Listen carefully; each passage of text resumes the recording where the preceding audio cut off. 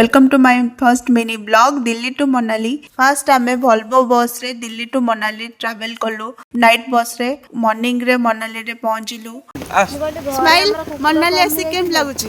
बड़े ठंडा लागे। केते ठंडा लागुची? आंको ठंडा लागुनी बदे? मते तो ठंडा लागे।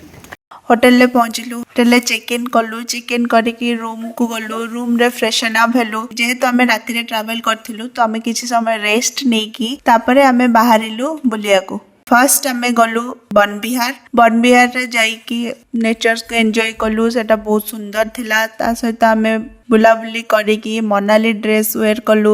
मनाली ड्रेस वेयर करके बहुत सारा पिक्चर क्लिक कलु। तार नेचर एते सुंदर थिला। आमे एंजॉय करी तापरे बाहरिलु नेक्स्ट हिडिंबा देवी टेंपल। हिडिंबा देवी टेंपल पहुंची की देखलु एते सारा लाइन लागिची। एबे लाइन रे छिड़ाई रहिलु। मजे सेतरे बहुत एंजॉय करूथाय। तापरे आमे सेठी पहुंची की मंदिर दर्शन करिकी फोटो क्लिक करी आमे नेक्स्ट कुआडे कुआडे बुलिलु। देखिबा पई पार्ट 2 देखंतु।